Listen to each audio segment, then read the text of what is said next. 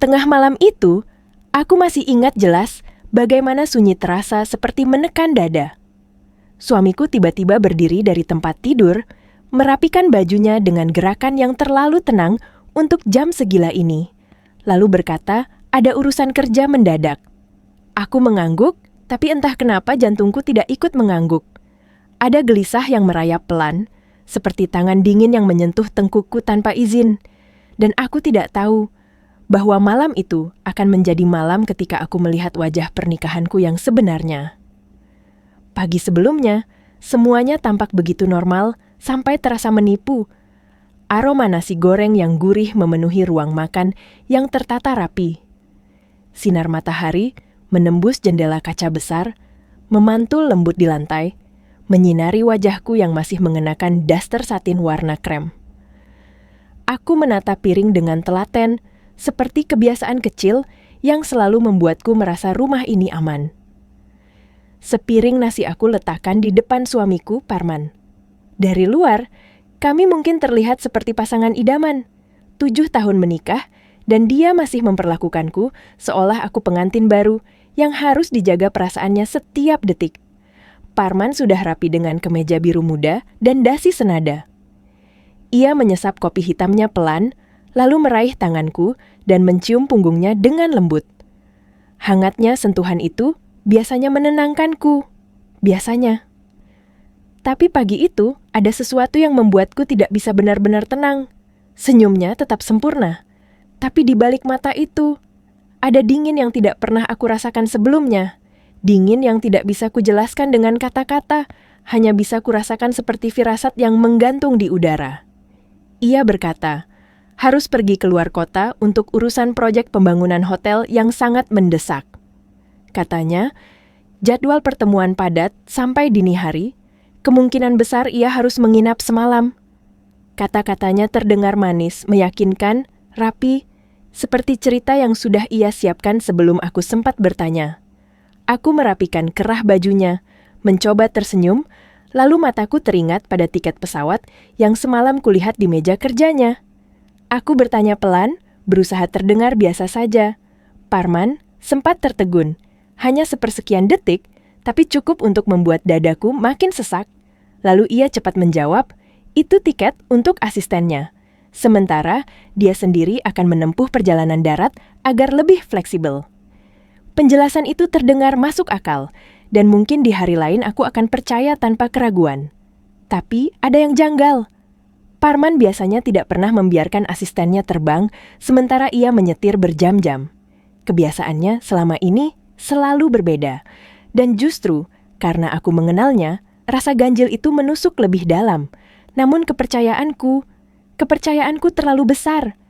Terlalu lama aku memelihara keyakinan bahwa cinta bisa menjadi jawaban untuk semua keanehan kecil. Jadi, aku menelan logika itu, menekannya jauh ke bawah, lalu hanya mengangguk. Aku membantunya membawakan tas kopernya ke mobil. Di depan pintu utama, ia berhenti, memegang pundakku, menatapku lurus.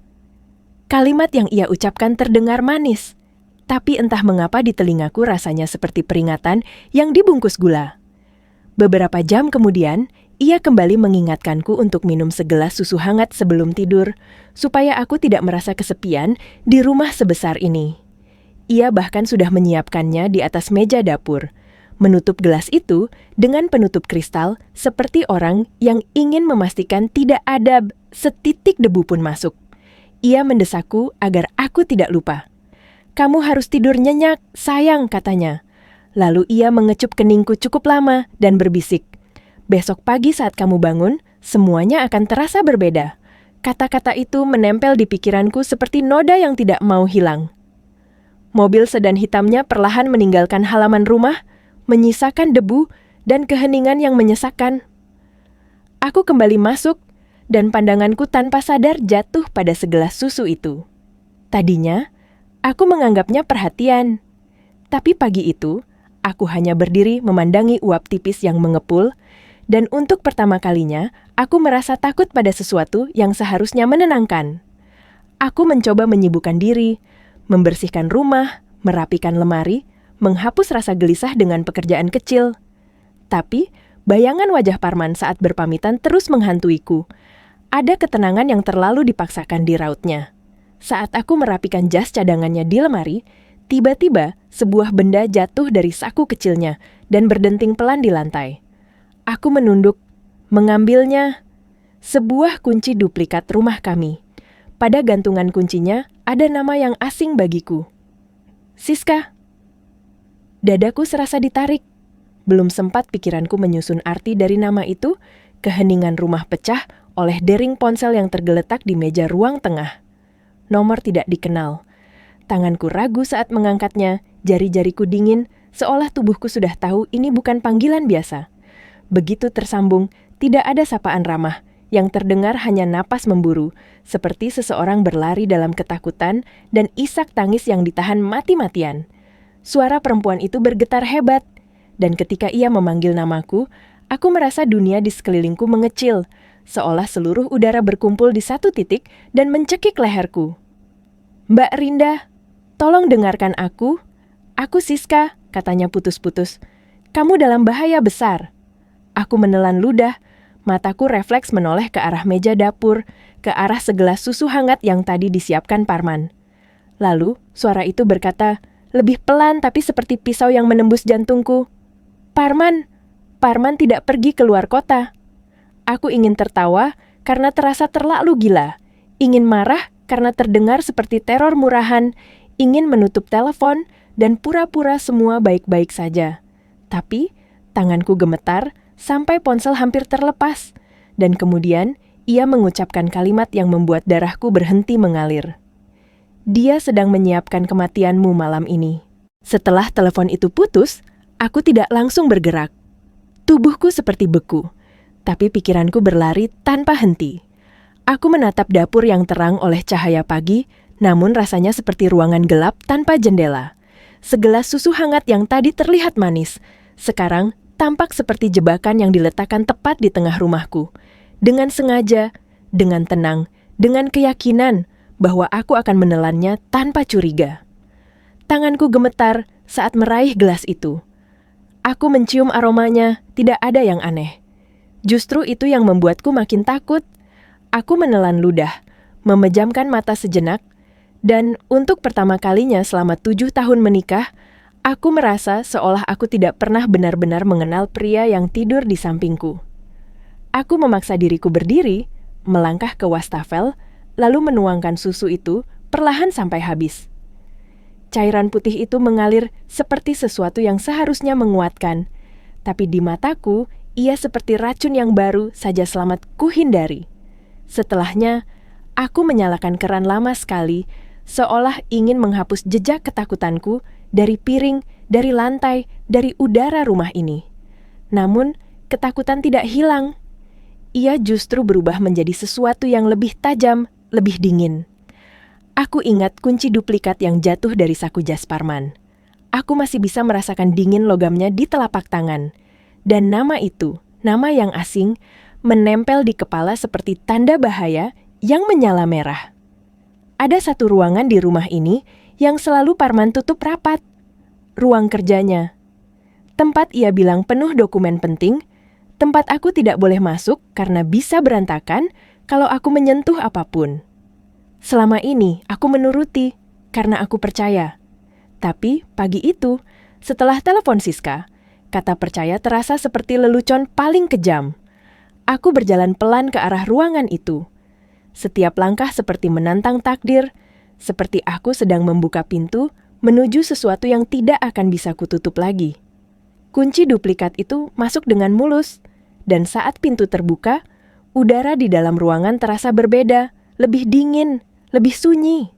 Seolah ruangan itu sudah lama menyimpan rahasia, dan akhirnya mengembuskannya ke wajahku. Mataku langsung mencari-cari. Meja kerja Parman rapi, terlalu rapi. Rak dokumen tersusun seperti barisan tentara. Di sudut, ada map tebal yang tidak pernah kulihat sebelumnya. Tanganku meraih map itu dengan perasaan campur aduk, seperti aku sedang menggenggam sesuatu yang bisa menyelamatkanku sekaligus menghancurkanku. Di dalamnya, ada berkas-berkas yang membuat lututku melemas. Ada dokumen-dokumen yang tampak seperti urusan bisnis, tapi ada bagian yang membuat dadaku serasa diremas. Ada tanda tangan yang sangat mirip dengan tanda tanganku, tapi aku tahu itu bukan aku. Aku tahu bagaimana tanganku bergerak ketika menulis namaku, dan ini adalah tiruan yang dibuat oleh seseorang yang mempelajarinya dengan teliti. Seseorang yang berniat menggunakan namaku untuk menjeratku. Di bawah map itu, ada skema denah rumah kami. Garis-garisnya jelas, dan beberapa titik diberi tanda, terutama di area instalasi gas. Aku menahan napas. Tenggorokanku panas, seakan ada sesuatu yang ingin kuteriakan, tapi tidak keluar. Dan di antara tumpukan itu, ada cetakan percakapan, potongan chat, pesan singkat, kata-kata yang terasa seperti tamparan keras, karena di sana suamiku berbicara dengan seseorang lain, dengan cara yang sama sekali bukan suara suami yang kukenal di rumah. Saat aku masih berusaha memahami semuanya, ponselku bergetar lagi, Siska. Suaranya masih gemetar, tapi kali ini terdengar lebih tegas, seperti seseorang yang sudah terlalu lama hidup dalam ketakutan dan akhirnya memilih melawan. Ia mengatakan bahwa rencananya tidak sederhana. Bukan sekadar kebohongan soal perjalanan dinas. Ada sesuatu yang sudah disusun rapi, pelan-pelan, selama berbulan-bulan. Siska mengaku bahwa selama 3 bulan terakhir, Parman sering menemuinya diam-diam. Membisikkan janji manis tentang masa depan mewah, tentang hidup enak setelah semuanya selesai.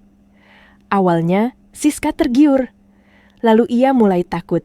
Dan sekarang, ia menelponku karena ia sadar saat seorang pria bisa begitu tenang merencanakan kehancuran istrinya sendiri, maka tidak ada siapapun yang aman, termasuk dirinya. Siska juga menyebut sesuatu yang membuatku merinding. Ia pernah menemukan catatan kecil di dompet Parman. Catatan yang mengisyaratkan bahwa Parman bukan hanya mengincarku, tapi juga sedang menyiapkan kambing hitam, sedang menyiapkan cerita, sedang menyiapkan kecelakaan yang terlihat masuk akal. Jika aku mati, semua harus tampak seperti musibah, seperti takdir, seperti hal yang tidak bisa disalahkan pada siapapun. Aku menutup telepon dengan tangan gemetar. Aku ingin duduk dan menangis sampai napasku habis. Tapi aku tahu, kalau aku runtuh sekarang, aku akan mati, bahkan sebelum malam datang. Aku menghubungi Siska lagi. Kali ini bukan sebagai istri yang bingung, tapi sebagai perempuan yang baru saja dipaksa membuka mata. Aku mengatakan padanya bahwa aku ingin bertemu. Bukan besok, bukan nanti. Sekarang. Beberapa saat kemudian, aku sudah berubah penampilan. Aku mengenakan kacamata hitam besar, menutupi wajahku, bukan karena gaya, tapi karena aku merasa setiap orang di jalan seperti bisa melihat ketakutanku. Aku membawa tas kecil, isinya hanya hal-hal penting yang bisa kubawa jika semuanya berubah menjadi kekacauan. Aku tidak tahu apakah Parman memantaiku, tapi aku mulai yakin pria itu punya cara untuk tahu kemana aku pergi. Di sebuah kafe yang tidak terlalu ramai, aku melihat seorang perempuan duduk gelisah di bangku kayu. Rambutnya agak berantakan, matanya merah seperti habis menangis berjam-jam. Itulah Siska. Ketika mata kami bertemu, ia seperti tersentak. Ada rasa bersalah di wajahnya, juga ketakutan yang tidak lagi bisa disembunyikan. Siska tidak banyak basa-basi. Ia menunjukkan sesuatu yang membuat darahku serasa berhenti. Ia punya bukti. Ada rekaman dan jejak yang mengarah pada Parman. Ada momen yang terekam ketika suamiku, pria yang setiap pagi mencium keningku, ternyata melakukan sesuatu dengan sangat tenang pada minumanku. Dan bukan hanya itu, Siska juga tahu satu hal lain yang membuatku hampir muntah ketakutan. Ia mengatakan Parman membeli alat pelacak, dan alat itu sudah dipasang di bawah mobilku. Itulah sebabnya ia selalu tahu kapan aku keluar rumah, kapan aku pulang, kapan aku sendirian. Ia mengatur langkahku seperti mengatur bidak catur, dan aku selama ini tidak sadar. Siska juga menjelaskan, rencana Parman bukan hanya membuatku lemah, tapi membuat kematianku terlihat wajar. Ada bahan yang bisa melemahkan tubuh tanpa meninggalkan jejak jelas. Apalagi jika kemudian disusul oleh gas yang membuat semuanya tampak seperti kecelakaan. Aku mengepalkan tangan sampai kuku-kukuku terasa sakit. Aku ingin menjerit, tapi yang keluar hanya napas pendek yang bergetar. Aku menatap Siska lama. Lalu aku mengatakan sesuatu yang bahkan membuat suaraku sendiri terdengar asing. Aku bilang, aku tidak akan kabur. Kalau aku lari sekarang, pria itu akan memburuku sampai mati. Dan aku tidak mau mati sebagai korban yang diam. Aku ingin ia terjebak dalam rencananya sendiri. Kami mulai menyusun langkah. Siska akan menjadi saksi dari luar, memastikan ada seseorang yang melihat, yang tahu, yang bisa bersaksi ketika semuanya terjadi. Aku menyerahkan sebagian bukti yang kutemukan, dan kami sepakat bahwa yang kami butuhkan adalah bukti yang tidak bisa diputarbalikkan. Bukti yang akan menghancurkan semua topeng Parman di depan siapapun. Sebelum kami berpisah, Siska mengingatkanku satu hal yang membuat napasku kembali sesak. Parman pasti percaya aku sudah meminum susu itu. Ia akan pulang dengan keyakinan bahwa rencananya sudah berjalan. Dan malam itu, rumahku sendiri akan menjadi arena pertempuran. Aku pulang menjelang sore. Keheningan menyambutku seperti sesuatu yang memata-matai. Rumah ini tetap terlihat cantik, tetap terlihat aman. Tapi sekarang aku tahu, di balik dindingnya ada niat jahat yang sudah menunggu. Dengan tangan yang masih gemetar, aku mulai memasang kamera kecil di beberapa sudut strategis, terutama di dekat area yang berkaitan dengan gas dan titik-titik yang paling mungkin menjadi tempat kecelakaan itu dibuat.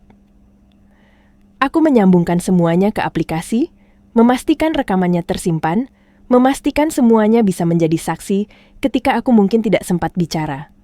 Saat kamera terakhir terpasang, aku berdiri di tengah rumah, menatap sekeliling, dan untuk pertama kalinya, aku tidak lagi melihat ini sebagai tempat tinggal yang nyaman.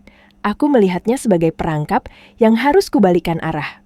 Menjelang malam, rumah itu berubah seperti panggung yang aku siapkan dengan tangan sendiri. Padahal, jantungku masih berdegup liar, seperti ingin kabur dari dadaku.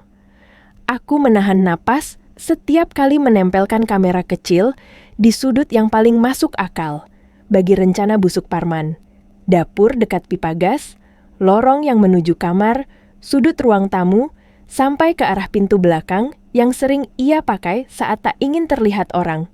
Aku tahu, ini bukan lagi soal curiga. Ini soal bertahan hidup. Aku membuat satu jebakan terakhir yang rasanya paling menyakitkan. Di kamar tidur kami, aku merapikan selimut seperti biasa, lalu menumpuk bantal di bawahnya. Kubentuk seolah ada tubuh yang sedang tertidur pulas. Aku bahkan menyalakan lampu tidur remang, supaya dari ambang pintu terlihat seperti malam-malam sebelumnya. Malam, ketika aku masih percaya pria itu pulang dengan cinta, bukan dengan niat menghabisi.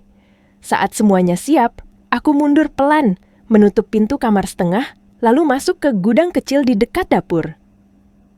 Gudang itu sempit, penuh kardus, dan alat-alat yang jarang dipakai.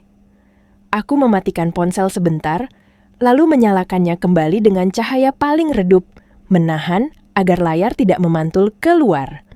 Aku juga menutup celah pintu gudang dengan kain agar tidak ada cahaya yang bocor.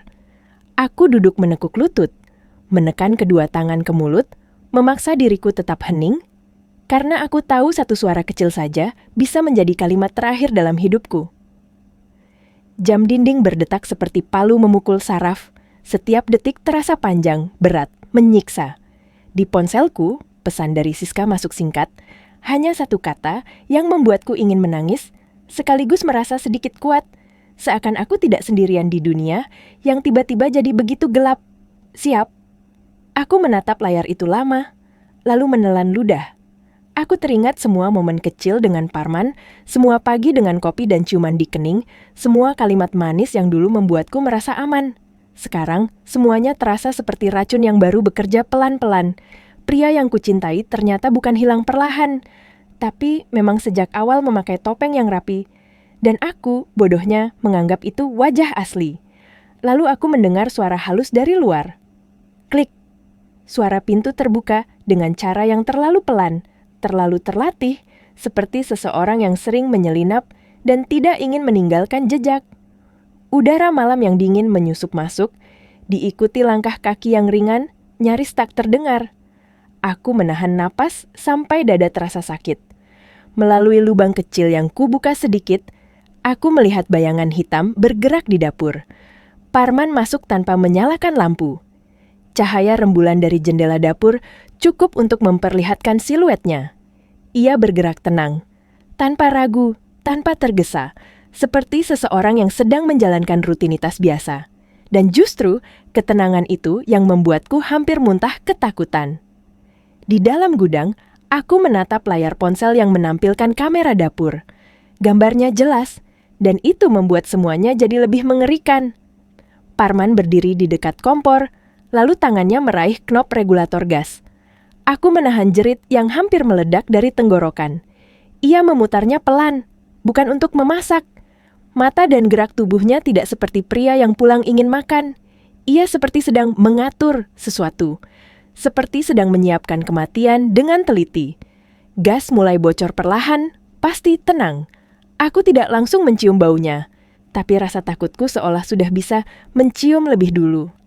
Dadaku sesak, bukan hanya karena ancaman gas, tapi karena kenyataan bahwa suamiku sendiri sedang membuka pintu menuju ledakan, menuju api, menuju akhir hidupku, dan ia melakukannya tanpa sedikit pun rasa bersalah. Beberapa detik kemudian, ia berhenti, menatap sekitar seolah memastikan semuanya sempurna. Lalu ia bergerak menuju kamar tidur. Aku buru-buru menggeser layar ke kamera kamar. Dari sana, aku melihat Parman masuk pelan, menatap tubuh di bawah selimut.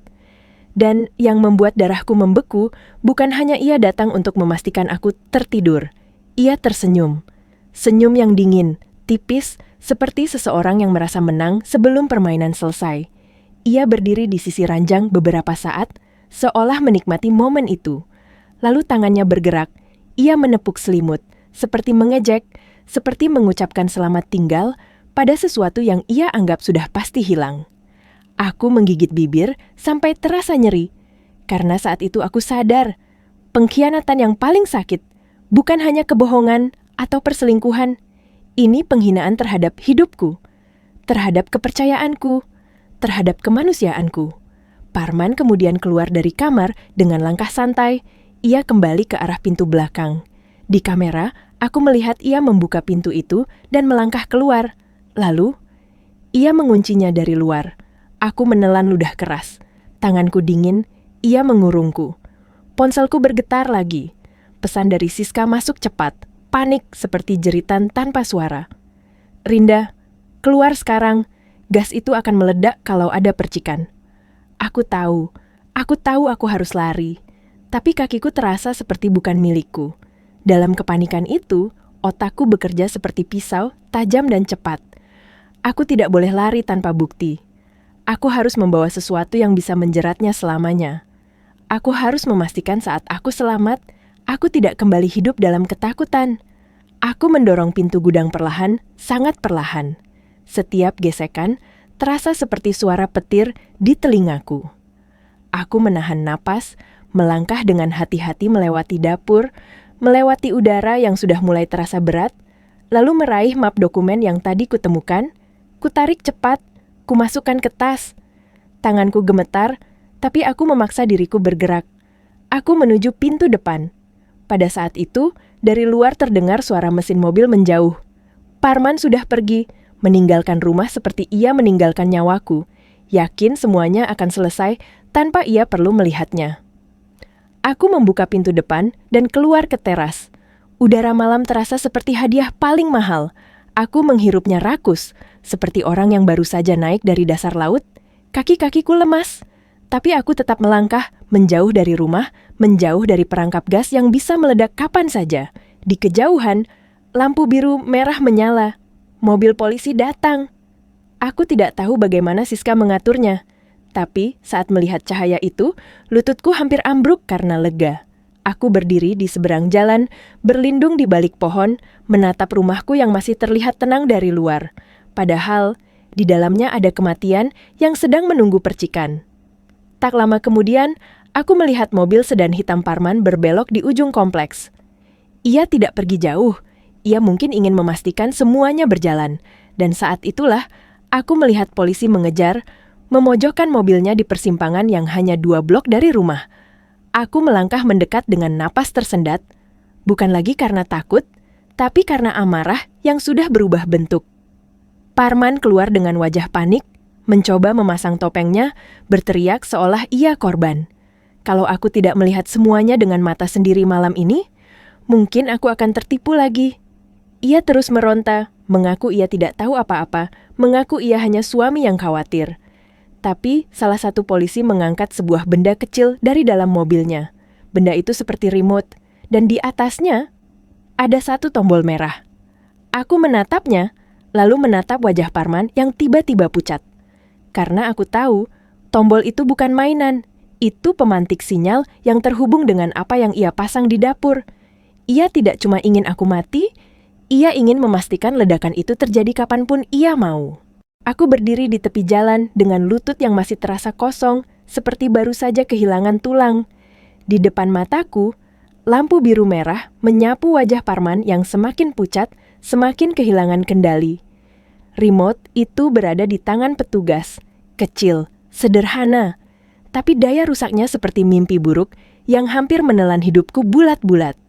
Satu tombol merah, satu niat yang tidak pernah ia ucapkan, tapi sudah ia siapkan dengan sangat rapi.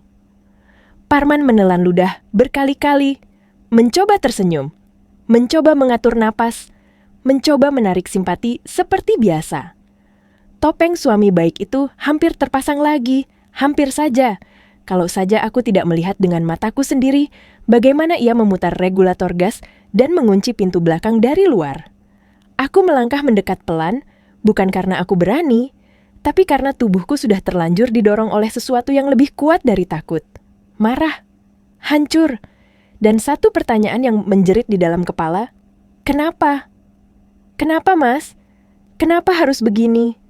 Suaraku keluar pelan, tapi menggigil. Aku sendiri terkejut karena aku tidak menangis.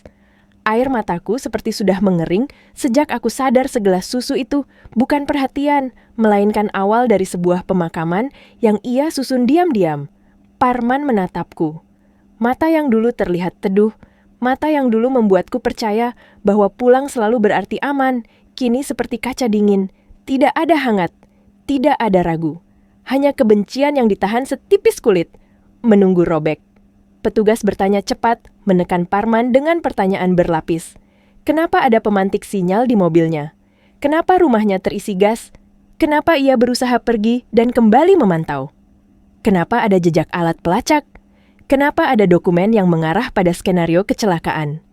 Parman terus membantah, suaranya meninggi, tangannya bergerak gelisah, seolah ia ingin merobek kenyataan dan menggantinya dengan cerita versinya sendiri. Lalu, dari arah belakang garis polisi, aku melihat pintu mobil lain terbuka. Siska keluar. Di bawah sorot lampu, wajahnya tampak semakin pucat. Matanya sembab, bibirnya bergetar. Ia berjalan pelan dengan pengawalan petugas, seperti seseorang yang baru saja dipaksa keluar dari tempat persembunyian. Saat matanya bertemu denganku, ada rasa bersalah yang menampar, tapi juga ada ketakutan yang terasa tulus.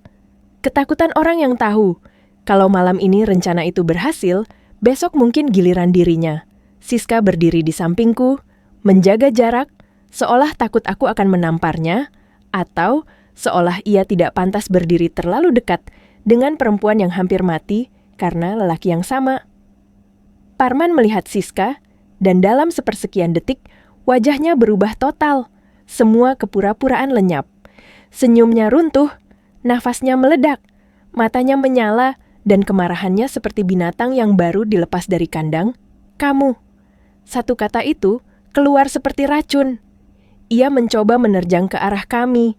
Tubuhnya maju, tangannya terangkat, dan untuk sesaat aku benar-benar melihat monster yang selama ini bersembunyi di balik kemeja rapi dan ciuman di kening.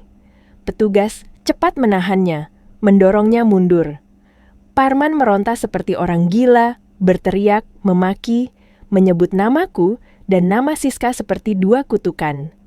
Aku dengar suaranya pecah oleh amarah. Katanya Siska memfitnah. Katanya aku terlalu bodoh untuk memahami. Katanya semua ini harusnya selesai malam ini. Kata-katanya makin liar, makin tanpa saringan, seolah ia tidak lagi peduli siapa yang mendengar. Dan di tengah teriakan itu, keluar kalimat yang membuat dadaku terasa seperti ditusuk pelan-pelan. Aku tidak pernah mencintaimu. Kalimat itu begitu dingin, begitu datar, tapi menghancurkan sesuatu yang sudah rapuh di dalam diriku. Bukan karena aku masih berharap cintanya. Aku tidak. Setelah malam ini, tidak ada ruang untuk berharap. Tapi karena aku sadar, selama 7 tahun, aku hidup di rumah yang sama dengan seorang pria yang mampu memelukku sambil menyimpan niat menghapusku. Parman masih berteriak, seolah ingin memastikan luka itu menancap lebih dalam. Ia bilang, aku hanya batu sandungan. Ia bilang aku terlalu percaya. Ia bilang, ia menyesal tidak menghabisi kami berdua lebih awal. Kata-katanya seperti pisau yang dilemparkan satu persatu, dan setiap pisau itu membuatku semakin yakin bahwa aku tidak boleh runtuh di depan dia. Petugas akhirnya memborgol tangan Parman. Bunyi klik borgol itu terdengar seperti penutup bab paling gelap dalam hidupku. Tapi aku tahu ini bukan akhir. Ini baru permulaan dari kenyataan yang harus kuhadapi tanpa ilusi. Mereka mendorongnya masuk ke mobil tahanan. Parman masih meronta, bahunya naik turun, matanya menatapku seperti ingin mencabik. Saat pintu hampir ditutup, aku melangkah mendekat ke jendela mobil, terlalu dekat untuk ukuran seseorang yang baru saja hampir mati. Parman menoleh, wajahnya menempel ke kaca. Napasnya membuat kaca itu berkabut. Matanya penuh kebencian, tapi di balik itu ada sesuatu yang lain. Ketakutan. Bukan karena ia takut padaku, tapi karena ia takut kehilangan kendali. Aku menatapnya lurus, dan untuk pertama kalinya dalam hidupku, suaraku tidak meminta, tidak memohon, tidak mencari penjelasan. Aku hanya berkata pelan, tapi tegas, seperti memaku kata itu di atas dahinya. Kamu tidak berhasil. Parman menggeram, mencoba bicara, tapi petugas menutup pintu. Mobil itu mulai bergerak perlahan, membawa pergi pria yang pernah kupanggil rumah, dan meninggalkan aku berdiri di bawah lampu jalan dengan tubuh yang masih gemetar, tapi dengan satu hal baru di dalam dada, kejelasan. Aku menoleh ke arah Siska. Ia maju selangkah, seolah ingin bicara, seolah ingin meminta maaf, seolah ingin menjelaskan bagaimana ia bisa terjerumus, bagaimana ia baru sadar, bagaimana ia menyesal. Tapi aku mengangkat tangan pelan, bukan untuk mengusirnya dengan marah, melainkan untuk menghentikan semua kata yang mungkin hanya akan membuatku semakin lelah. Aku tidak mau dengar sekarang. Siska menunduk, air mata jatuh, bahunya bergetar. Aku bisa merasakan penyesalannya, tapi hatiku tidak cukup luas untuk menampung semuanya malam ini. Aku baru saja memenangkan pertempuran paling berisiko dalam hidupku, pertempuran untuk tetap hidup. Dan setelah itu, yang kubutuhkan bukan cerita panjang, melainkan napas. Aku berjalan pelan ke trotoar, menatap rumahku dari kejauhan. Rumah itu kini dilingkari garis kuning polisi, seperti tempat kejadian perkara, dan memang itulah kenyataannya. Bau gas masih tercium samar bercampur dengan udara malam. Petugas lalu lalang, memeriksa dapur, memeriksa instalasi, memeriksa setiap sudut yang tadi hampir menjadi makamku. Aku melihat satu petugas mengangkat remote itu lagi, memegangnya seperti barang bukti paling penting malam ini. Tombol merah itu terlihat begitu kecil, tapi aku tahu ia membawa niat paling besar, niat mengakhiri hidup seseorang tanpa meninggalkan tangan yang kotor. Aku memeluk tas kecilku erat, merasakan map dokumen di dalamnya, rekaman kamera yang tersimpan, dan semua bukti yang akhirnya membuatku tidak lagi sendirian melawan cerita palsu. Tubuhku masih lemas, tapi pikiranku perlahan kembali utuh. Malam itu, di bawah sorot lampu polisi dan garis kuning yang mengurung rumahku, aku akhirnya mengerti satu hal yang sangat pahit. Aku tidak hampir mati karena kecelakaan. Aku hampir mati karena aku percaya pada orang yang salah. Malam itu seharusnya menjadi malam terakhirku. Tapi aku masih berdiri di sana, bernapas, walau napasku belum stabil, dan dadaku masih terasa seperti dihantam gelombang besar. Polisi memintaku menjauh dari rumah untuk sementara. Mereka bilang harus memastikan tidak ada lagi kebocoran, tidak ada pemicu lain, tidak ada jebakan tambahan. Aku mengangguk, tapi yang sebenarnya terjadi di dalam diriku jauh lebih kacau daripada situasi di depan mata. Aku dibawa ke kantor polisi untuk memberikan keterangan. Di dalam mobil patroli, Aku menatap pantulan wajahku di kaca jendela. Wajah itu tampak asing. Mata yang bengkak, bibir yang pucat, kulit yang seperti kehilangan warna. Tapi yang paling membuatku merinding, tatapan itu. Tatapan seseorang yang baru saja melihat kematian dari jarak sangat dekat. Di ruang pemeriksaan, seorang penyidik perempuan duduk di hadapanku. Suaranya lembut tapi tegas. Ia tidak menekan, ia memberi ruang. Ia bertanya kronologi sejak pagi, soal susu, soal tiket, soal kunci duplikat, soal telepon Siska, sampai bagaimana aku memasang kamera. Aku menceritakan semuanya pelan-pelan. Setiap kali mulutku menyebut nama Parman, ada sensasi aneh seperti aku sedang menyebut nama orang yang sudah mati, padahal tubuhnya masih hidup, hanya saja kemanusiaannya sudah lama tidak ada. Ketika aku menyerahkan bukti rekaman dari kamera, ruangan itu mendadak sunyi. Penyidik memutar sebagian video. Wajah Parman terlihat jelas dalam cahaya remang, tangannya memutar regulator gas dengan tenang, lalu ia berjalan ke kamar, menatap selimut yang ia kira tubuhku, dan tersenyum. Senyum itu membuat polisi yang menonton menghela napas keras, seolah mereka pun sulit percaya. Karena tidak semua kejahatan terlihat seperti film. Kadang kejahatan justru terlihat seperti suami yang pulang dari perjalanan dinas, rapi, manis, dan mematikan. Aku merasa mual, tapi aku memaksa menelan rasa itu. Aku tahu, aku harus kuat cukup lama untuk menuntaskan semuanya. Di ruangan lain, Siska juga diperiksa. Aku sempat melihatnya dari jauh ketika petugas membawanya melewati lorong. Ia menatapku. Matanya penuh permohonan. Aku tidak membalas tatapan itu. Bukan karena aku benci, tapi karena aku tidak tahu harus meletakkan emosiku di mana. Di satu sisi, ia bagian dari jebakan itu. Di sisi lain, kalau ia tidak menelponku, aku mungkin sudah menjadi abu. Penyidik kemudian berkata sesuatu yang membuatku dingin dari ujung rambut sampai kaki. Mereka menemukan bahwa Parman sudah mempersiapkan alibi. Ada pesan terjadwal di ponselnya untuk dikirim ke beberapa orang, seolah ia sedang berada di luar kota. Ada juga bukti transaksi yang menunjukkan ia membeli alat tertentu jauh hari sebelumnya dan jejak pemasangan di rumah. Semuanya terlihat seperti rencana yang tidak lahir dalam sehari. Itu rencana yang tumbuh pelan-pelan, seperti racun, disiram dengan kesabaran, dengan perhitungan, dengan kebencian yang tidak pernah aku sadari. Aku bertanya dengan suara serak, kenapa dia melakukan semua itu? Penyidik tidak langsung menjawab. Ia hanya menatapku lama, lalu berkata bahwa motivasi seringkali muncul saat mereka memeriksa lebih jauh, terutama soal harta, asuransi, dan kepentingan bisnis. Kata asuransi itu membuat kepalaku berputar. Aku ingat beberapa bulan terakhir, Parman sering membicarakan soal keamanan masa depan. Ia bilang ingin memastikan jika terjadi apa-apa, aku akan tetap terlindungi. Ia bahkan pernah memintaku menandatangani beberapa dokumen, katanya untuk pembaruan data rumah dan investasi. Saat itu, aku tanda tangan tanpa membaca detail, karena aku percaya. Sekarang, setiap lembar yang dulu kuanggap formalitas, terasa seperti jerat yang dipasang di leherku. Aku pulang dari kantor polisi menjelang subuh, tapi bukan ke rumahku. Polisi menyarankan aku menginap di tempat aman. Aku memilih sebuah hotel kecil yang disarankan penyidik, jauh dari rumah, jauh dari rute biasa. Aku duduk di kamar hotel dengan lampu redup, memeluk bantal, mencoba menenangkan tubuhku sendiri. Tapi setiap kali aku memejamkan mata, aku melihat tangan Parman memutar regulator gas. Aku melihat senyum itu. Aku melihat pintu yang ia kunci dari luar. Dan aku terbangun dengan napas tersengal, seperti baru saja dikejar dari mimpi buruk yang tidak berakhir. Pagi harinya, aku menerima panggilan dari pengacara keluarga yang dulu sering menangani urusan bisnis Parman.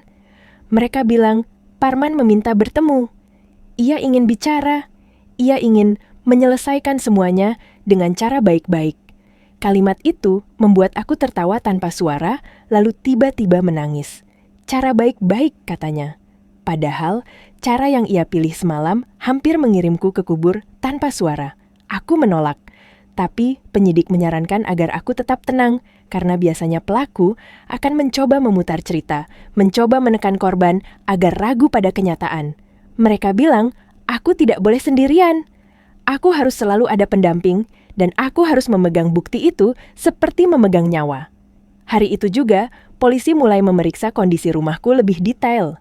Mereka menemukan alat kecil lain yang disembunyikan di dekat dapur, sesuatu yang memang dirancang untuk mempercepat bencana bila dibutuhkan. Mereka juga menemukan perangkat pelacak yang dipasang di bawah mobilku, persis seperti yang Siska katakan. Saat petugas menunjukkan alat itu kepadaku, aku merasakan kehinaan yang luar biasa. Selama ini, setiap aku merasa kebetulan. Parman tahu keberadaanku. Ternyata bukan kebetulan, itu pengawasan, itu kontrol. Itu penjara tak terlihat yang aku masuki dengan sukarela, karena aku percaya cinta. Siang menjelang sore, penyidik memberi kabar lain. Parman bersikeras bahwa aku dan Siska bekerja sama menjebaknya. Ia bilang aku berbohong. Ia bilang, rumah itu bocor gas karena kelalaianku. Ia bilang, remote itu bukan miliknya, bisa saja diselipkan orang. Ia berusaha memutar segala sesuatu agar tampak seperti drama yang dibuat dua perempuan penuh dendam. Mendengar itu, aku tidak lagi terkejut. Aku hanya merasakan dingin. Karena itulah wajah asli Parman, wajah pria yang tidak hanya ingin membunuh, tapi juga ingin memastikan aku terlihat bersalah bahkan setelah mati. Malam kedua setelah kejadian itu, aku duduk sendirian di kamar hotel, menatap kota dari balik jendela. Lampu-lampu jalan tampak seperti titik-titik kecil yang bergetar. Aku memegang ponsel, membuka rekaman lagi, memastikan file itu masih ada. Aku baru sadar, ketakutan yang paling besar bukan hanya soal ia hampir membunuhku, tapi soal fakta bahwa ia pernah menjadi orang yang paling dekat denganku. Dan kalau orang sedekat itu bisa berubah menjadi ancaman, berarti dunia bisa jauh lebih kejam daripada yang pernah kubayangkan. Saat aku masih larut dalam pikiran, ponselku bergetar. Nomor tak dikenal lagi. Aku ragu mengangkatnya, tapi akhirnya aku menekan tombol hijau. Suara laki-laki terdengar, tenang, sangat tenang. Mbak Rinda, saya punya informasi tentang Parman, tapi kalau Mbak mau selamat, jangan kembali ke rumah, jangan bahkan kembali mengambil barang-barangmu, karena masih ada orang lain yang terlibat. Darahku langsung dingin. Orang lain, aku menggenggam ponsel begitu kuat, sampai jemariku sakit. Aku ingin bertanya siapa, tapi suaraku serak, hampir tidak keluar. Lalu pria itu berkata, pelan, seperti bisikan yang sengaja dibuat menakutkan. Kamu harus cepat pergi, sebelum suamimu dibebaskan sementara. Setelah kejadian di jalan itu, Inspektur Wahyu menatapku lama, seolah ia sedang mencoba membaca sesuatu yang bahkan aku sendiri belum sanggup memahami. Aku dibawa masuk ke ruangan yang lebih tenang, tapi ketenangan itu hanya ada di dinding. Di dalam kepalaku, suara klakson, suara napasku, dan bayangan mobil hitam itu masih berputar-putar seperti mimpi buruk yang tidak mau selesai. Inspektur Wahyu berkata pelan bahwa jika ada yang berani mengejarku terang-terangan, berarti ini bukan lagi sekadar percobaan pembunuhan dalam rumah tangga. Ada tangan lain di luar sana. Ada orang yang punya kepentingan agar aku diam. Dan di titik itu, aku baru sadar, Parman mungkin bisa saja terkunci di sel, tapi pengaruhnya bisa menjalar sampai ke jalanan. Aku ingin bertanya, siapa mereka? Dari mana mereka datang? Apa yang mereka mau? Tapi yang keluar dari mulutku justru pertanyaan yang lebih menyakitkan. Kenapa aku baru sadar sekarang? Inspektur Wahyu tidak menjawab dengan teori panjang. Ia hanya bilang, pelaku seperti Parman biasanya tidak berdiri sendiri. Mereka punya rencana cadangan, punya cara menekan, punya orang untuk menakut-nakuti saksi. Dan ia menyuruhku bersiap, karena pertempuran yang sebenarnya belum dimulai. Perang yang paling kejam tidak selalu terjadi di jalan, tapi di ruang sidang, di atas kertas, di dalam kalimat-kalimat hukum yang bisa membalik korban menjadi tersangka. Hari-hari berikutnya seperti kabut tebal yang menelan waktu. Aku hidup dalam jadwal pengawalan, dalam pintu yang selalu terkunci, dalam langkah yang selalu dihitung. Aku tidak lagi punya kebebasan untuk pergi sendiri membeli makan. Bahkan sekadar berdiri di balkon pun terasa seperti tindakan nekat. Lalu tibalah hari sidang pertama. Aku duduk di bangku pengunjung dengan punggung tegak, bukan karena aku kuat, Tapi karena aku tahu, sekali aku terlihat lemah, mereka akan memakannya hidup-hidup. Di depan, Parman duduk rapi dengan baju yang tampak seperti dipilih khusus untuk memancing simpati. Ia menundukkan kepala, wajahnya dibuat sedih, seperti seorang suami yang tersesat dan pantas dimaafkan. Melihat itu, darahku mendidih. Aku hampir tertawa karena betapa sempurnanya sandiwara itu. Selama 7 tahun, aku percaya pada akting yang sama. Jaksa membacakan dakwaan, kata-katanya tajam, terdengar seperti palu yang menghantam meja. Percobaan pembunuhan berencana, sabotase, pemalsuan dokumen, setiap kalimat terasa seperti membuka luka yang belum sempat kering. Tapi, sebelum aku sempat merasa lega, pengacara Parman berdiri. Namanya Heru. Suaranya berwibawa, cara bicaranya rapi, dan di matanya ada sesuatu yang membuatku merinding, bukan kebencian, tapi kecerdasan yang dingin. Ia tidak datang untuk mencari kebenaran, ia datang untuk menang. Ia mulai membangun cerita yang begitu licin. Ia mengatakan, Parman mengalami gangguan jiwa karena tekanan ekonomi dan depresi berat. Ia mencoba membungkus rencana pembunuhan itu sebagai halusinasi yang lahir dari pertengkaran rumah tangga. Lalu, tanpa malu-malu, ia melemparkan bom paling busuk ke tengah ruang sidang. Ia menuduh Siska. Ia menggambarkan Siska sebagai wanita tak bermoral yang sanggup melakukan apa saja demi uang, termasuk menjebak pria yang katanya ia cintai, karena janji materi tidak terpenuhi. Ia menabur kata-kata seperti racun, dan aku melihat Siska di kursi saksi mulai gemetar. Wajahnya makin pucat. Tangannya bergetar di atas pangkuan, dan ketika pertanyaan demi pertanyaan menghantamnya, air matanya jatuh tanpa bisa ditahan lagi. Di momen itu, aku merasa ada 2 perasaan yang saling bertabrakan di dadaku. Aku masih menyimpan luka karena Siska pernah menjadi bagian dari pengkhianatan itu.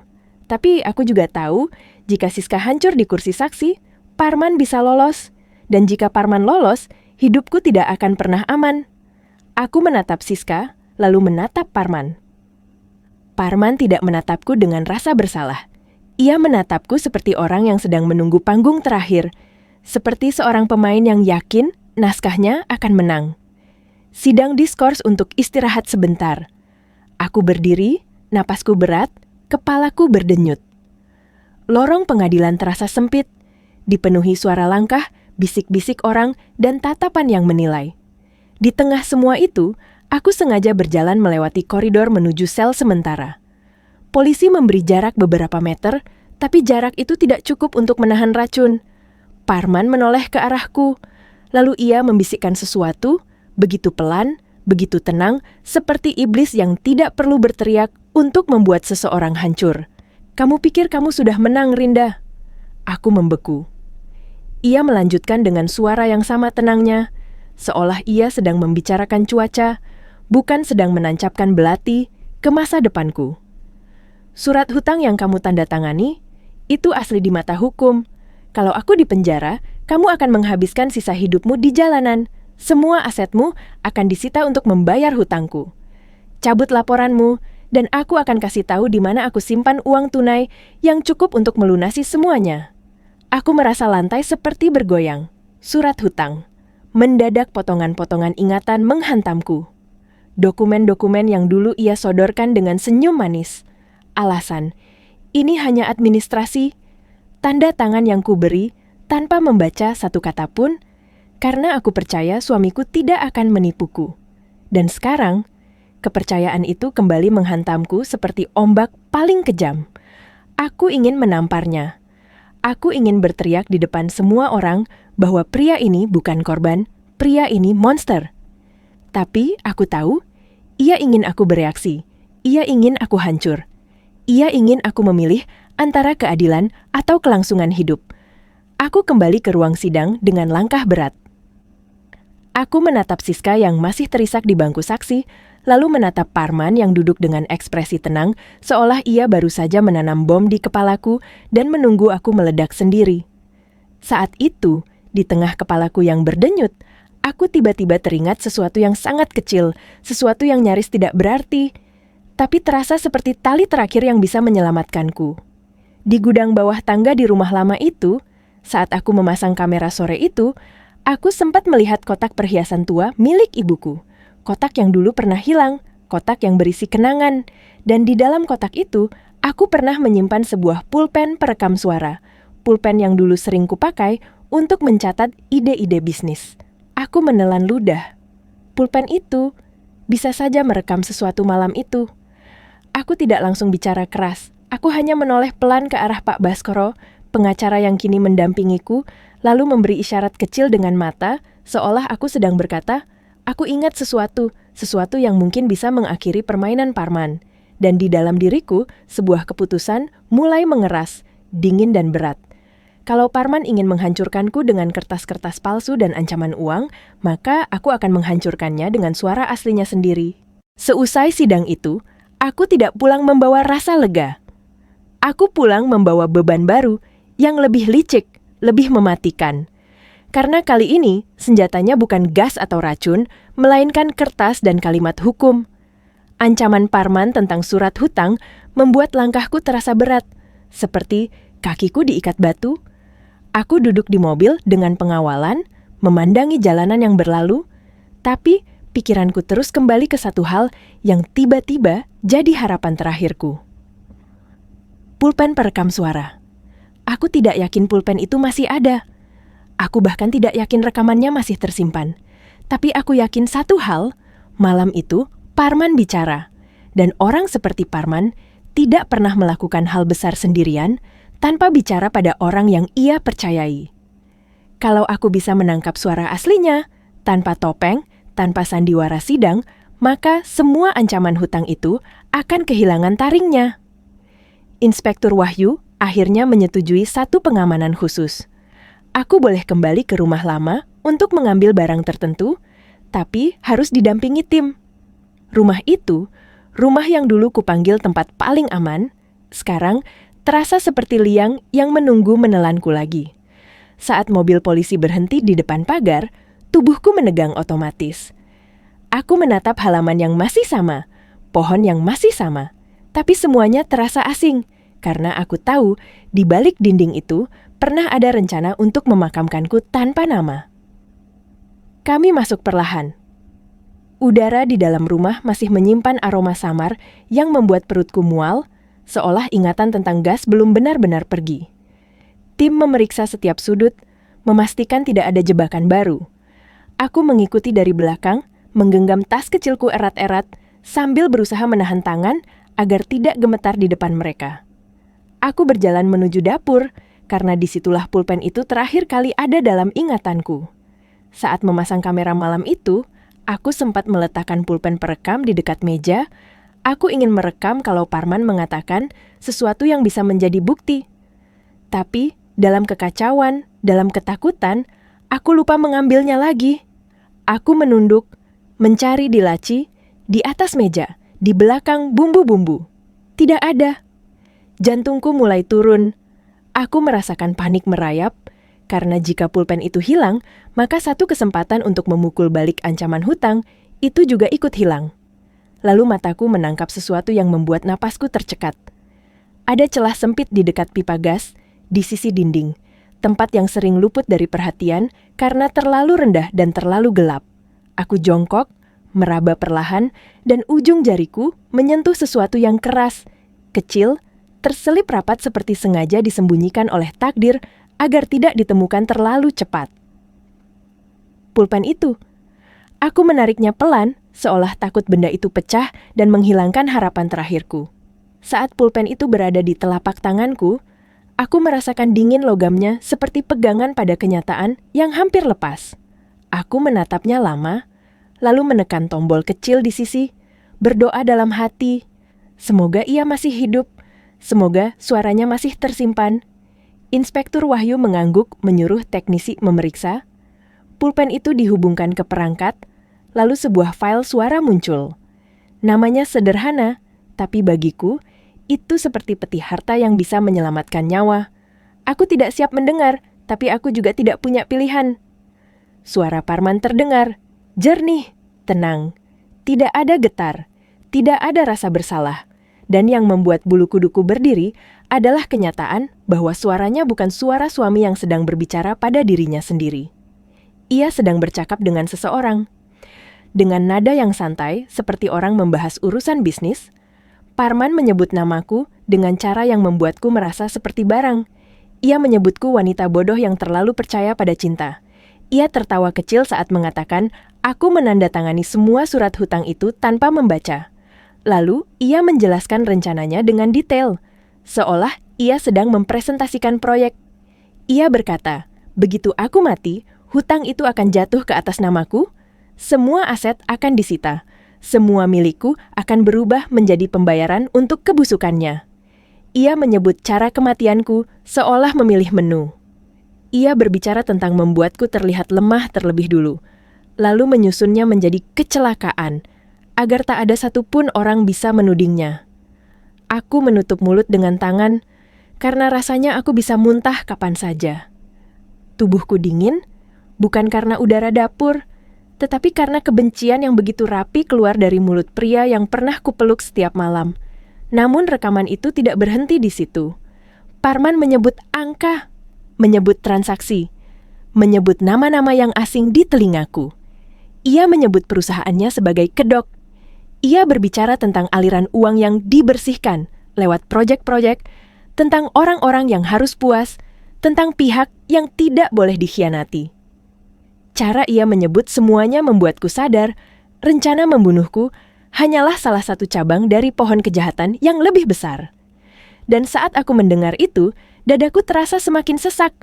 Bukan karena takut pada Parman saja, tapi karena aku sadar kalau ini besar, maka musuhku bukan hanya satu orang. Inspektur Wahyu mematikan suara dan menatapku dengan wajah yang berubah serius. Aku bisa melihat di matanya, rekaman itu bukan hanya bukti untuk menjebloskan Parman, itu bukti yang bisa mengguncang banyak orang, dan jika banyak orang terguncang, maka mereka akan berusaha mematikan sumber guncangan itu, aku dan Siska. Aku keluar dari rumah dengan langkah yang tidak lagi terasa, seperti kembali ke masa lalu. Tetapi, seperti berjalan meninggalkan kuburan yang gagal menelanku. Di mobil, aku memegang pulpen itu seperti memegang nyawa. Aku ingin menangis, tapi air mata terasa terlalu kecil untuk menampung semua penghinaan yang baru saja kudengar. Hari itu juga, aku menghubungi Siska. Suaraku pelan, tapi tegas. Aku bilang, aku menemukan bukti tambahan yang sangat kuat. Bukti yang bukan hanya menghancurkan pembelaan Parman, tapi juga bisa membuka jaringan di belakangnya. Di ujung telepon, Siska tidak langsung menjawab. Napasnya terdengar berat, seperti ia sedang menahan tangis. Lalu ia bicara dengan suara yang membuat darahku membeku. Rinda, aku juga dalam bahaya. Ia bilang sore itu, ia menemukan secarik kertas ditempel di cermin kamar mandinya. Tulisan singkat, tapi cukup untuk membuatnya gemetar. Kalimatnya seperti kutukan yang ditaruh rapi. Saksi yang mati tidak bisa bicara. Aku meremas ponsel. Aku memejamkan mata keras-keras. Dunia terasa menekan dari segala arah. Siska berkata, ia sudah merasa diikuti sejak pagi. Ia melihat SUV gelap menjaga jarak. Ia berbelok acak, masuk jalan kecil, keluar lagi. Tapi mobil itu tetap ada seperti bayangan yang tidak pernah lelah. Aku tidak bisa membiarkannya sendirian. Walau ada luka di antara kami, aku tidak bisa menutup mata. Karena kalau Siska hilang, maka Parman punya satu celah untuk menggoyang kasusku, dan aku tahu orang-orang di belakangnya ingin celah itu terbuka lebar. Aku memintanya segera menuju tempat yang lebih aman untuk bertemu. Tempat yang tidak terlalu ramai, tapi cukup terbuka untuk kami bergerak. Kami memilih sebuah gudang kosong di pinggiran, tempat yang dulu pernah digunakan untuk penyimpanan barang proyek. Tidak ideal, tapi waktu mendesak, dan aku percaya tim kepolisian bisa menyusul jika kami melapor posisi. Siska bilang ia sedang menuju ke sana. Aku menghembuskan napas panjang, mencoba menahan getar di dada. Aku menatap pulpen perekam yang kini kusimpan rapat, lalu menatap layar ponsel. Aku mengetik pesan cepat pada Inspektur Wahyu soal ancaman baru dan pergerakan Siska. Aku tidak ingin menjadi pahlawan. Aku hanya ingin bertahan hidup. Tapi, seolah hidup menuntutku untuk terus melangkah. Saat aku mendekati lokasi gudang itu, dengan pengawalan yang disusun lebih rapat, langit terasa mendung, udara lembab, dan ada firasat buruk yang menempel di kulitku. Di kejauhan, aku melihat Siska sudah sampai. Ia berdiri di depan pintu gudang dengan wajah pucat, seperti orang yang baru saja keluar dari mimpi buruk. Aku ingin turun cepat dan menariknya masuk ke mobil, membawanya pergi. Tapi, sebelum aku sempat bergerak, sebuah SUV gelap meluncur masuk dari sisi jalan, berhenti dengan gerakan yang terlalu yakin. Pintu SUV terbuka. 2 pria turun. Tatapannya kosong, seperti predator yang tidak butuh emosi untuk menyerang. Dan saat salah satu dari mereka melangkah maju, suaranya terdengar datar, tapi membuat seluruh tubuhku menegang. Ternyata kalian berdua berkumpul di sini. Bagus. Jadi lebih mudah. Aku tahu firasat buruk itu tidak bohong ketika 2 pria itu turun dari SUV dengan langkah yang sama sekali tidak ragu. Jaket kulit hitam mereka mengilap di bawah langit mendung, dan salah satunya menggenggam tongkat besi, seolah itu hanya payung yang dibawa untuk berjaga dari hujan. Siska langsung mundur setengah langkah, tubuhnya gemetar seperti daun yang tak sanggup menahan angin. Aku ingin menariknya masuk ke dalam gudang, mengunci pintu. Pura-pura kami tak pernah ada di sini. Tapi SUV itu sudah memotong jalan keluar, seperti mulut raksasa yang menutup rapat semua kemungkinan. Pria yang tampak sebagai pemimpin menatap kami dengan mata kosong. Tatapan predator yang tidak butuh alasan untuk menyerang. Lalu, ia berkata dengan suara datar, "Terlalu tenang untuk orang yang datang membawa ancaman. Ternyata, kalian berdua berkumpul di sini. Ini akan memudahkan pekerjaan kami." Dadaku langsung sesak. Karena di detik itu, aku mengenali suaranya. Bukan dari wajah, bukan dari nama, tapi dari nada yang pernah kudengar di rekaman pulpen itu. Suara yang ikut tertawa saat membicarakan kematianku, seperti membicarakan transaksi.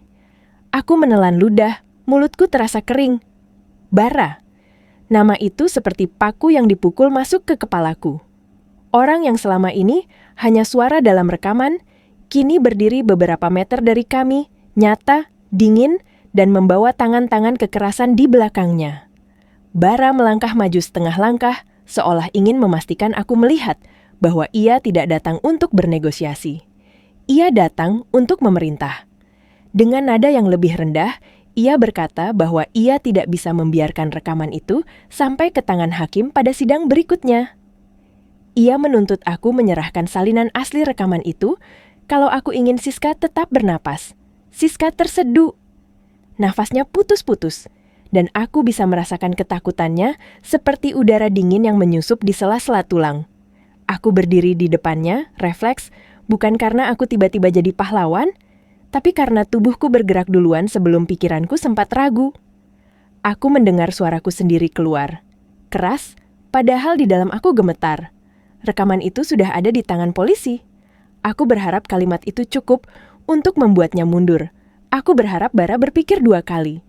Tapi yang terjadi justru sebaliknya. Bara tertawa sinis, seperti orang yang sudah hafal semua skenario. Ia bilang, polisi butuh waktu untuk memproses bukti.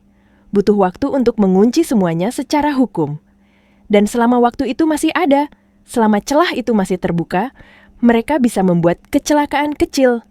Kecelakaan yang membuat saksi kunci menghilang, dan kasus besar itu goyah seperti bangunan tanpa pondasi. Aku bisa merasakan bumi seperti melemah di bawah kakiku, tapi aku memaksa diriku tetap berdiri. Karena kalau aku jatuh sekarang, bukan hanya tubuhku yang jatuh, harapanku ikut mati. Bara memberi isyarat kecil dan anak buahnya bergerak. Semua terjadi cepat, terlalu cepat untuk tubuh yang masih membawa trauma. Siska menjerit histeris saat salah satu pria meraih lengannya. Aku mencoba menariknya, tapi kekuatan mereka seperti tembok. Dari sudut mata, aku melihat tongkat besi itu terangkat sedikit, cukup untuk membuat jantungku hampir berhenti. Aku tidak punya senjata, tidak punya keberanian yang sempurna. Yang kupunya hanya naluri, bertahan hidup yang sekarang dipaksa bekerja lebih keras daripada sebelumnya. Aku teringat bagasi mobilku. Aku tadi sempat membawa cairan pembersih karena gudang ini memang kotor, dan aku tidak tahu kenapa aku membawanya. Sekarang aku tahu. Aku meraih botol itu secepat mungkin dan menyemprotkannya ke wajah salah satu penyerang. Pria itu mengumpat, memegangi mata, mundur terpincang.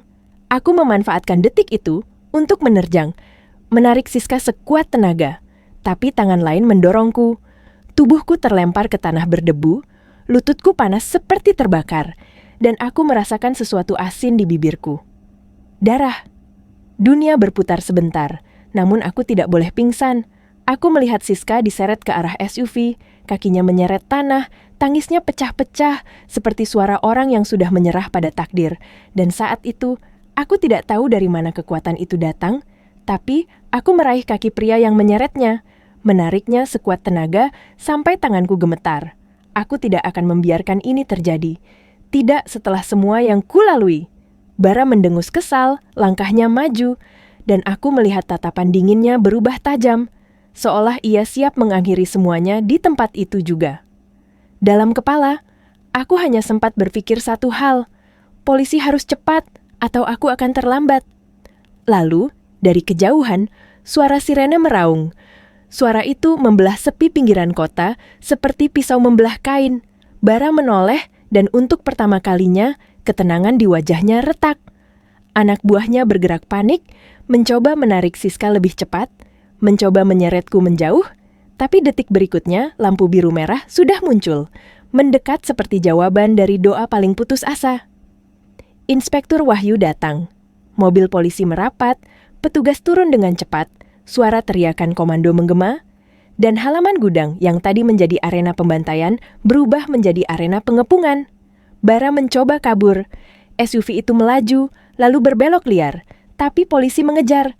Ada kejar-kejaran singkat di sekitar gudang, bunyi ban menggesek tanah, suara mesin meraung, dan aku hanya bisa duduk setengah tersungkur, memeluk lututku yang sakit, menahan napas, menatap semua itu dengan mata yang seperti tidak percaya. Beberapa menit yang terasa seperti seumur hidup kemudian, semuanya berhenti. Bara dan anak buahnya berhasil dikepung. Ia sempat melawan, tapi petugas melumpuhkannya. Saat tubuh Bara ditahan dan diborgol, aku merasakan lega yang datang bukan seperti pelukan hangat, tapi seperti runtuhnya beban yang hampir mematahkan punggungku. Aku terduduk di tanah, nafasku memburu, tanganku gemetar, tubuhku sakit di banyak tempat, tapi aku masih hidup. Dan Siska berlari ke arahku, lalu berlutut di sampingku, menangis terseduh-seduh. Untuk pertama kalinya, tangannya memegang tanganku bukan untuk merebut sesuatu dariku, melainkan seperti orang yang baru saja diselamatkan dari jurang. "Kenapa kamu menyelamatkanku, Rinda, setelah semua yang kulakukan padamu?" Pertanyaannya membuat dadaku seperti ditekan pelan. Aku menyeka darah di bibirku, menatapnya dengan lelah yang dalam, karena kalau aku membiarkanmu mati, maka Parman benar. Dia menang jika dia berhasil mengubah kita semua menjadi monster seperti dirinya. Siska terisak lebih keras. Aku tidak memeluknya, tapi aku juga tidak menepis tangannya. Malam itu, aku sadar ada luka yang mungkin tidak akan sembuh, tapi ada kebenaran yang harus tetap berdiri meski hati hancur. Dan kebenaran itu butuh saksi hidup. Bara resmi ditahan malam itu juga. Inspektur Wahyu memastikan mulai saat itu, aku dan Siska masuk perlindungan saksi yang ketat sampai persidangan berakhir. Aku tidak lagi berjalan sendiri, tidak lagi tidur tanpa penjagaan, dan untuk pertama kalinya setelah semua ini, aku merasa ada tembok yang berdiri di antara aku dan tangan-tangan gelap itu. Di ruang tunggu kantor polisi, Pak Baskoro datang membawa kabar yang membuat napasku sedikit lebih ringan. Setelah penangkapan Bara dan terbukanya isi rekaman pulpen itu, pengacara mahal Parman mulai menarik diri. Mereka tidak mau ikut tenggelam dalam skandal pencucian uang yang kini terseret ke permukaan. Parman akhirnya sendirian di selnya, tanpa tameng, tanpa kaki tangan yang bebas bergerak di luar, tanpa cerita manis yang bisa menutupi bau busuknya. Tapi aku juga tahu, ular paling berbahaya adalah ular yang terdesak. Vonis tinggal 2 hari lagi. 2 hari menuju konfrontasi terakhir saat semua kebohongan harus dibakar habis oleh kebenaran yang tidak bisa lagi dipelintir. Aku menatap keluar jendela kantor polisi. Di kejauhan, fajar mulai menyingsing, tipis, pelan, seperti cahaya yang mencoba masuk kembali ke hidupku setelah terlalu lama dikunci dalam gelap. Dan di dalam dada, Aku akhirnya mengerti sesuatu yang pahit, tapi juga menguatkan. Aku mungkin kehilangan cinta dan harta, tapi aku menemukan kembali diriku sendiri.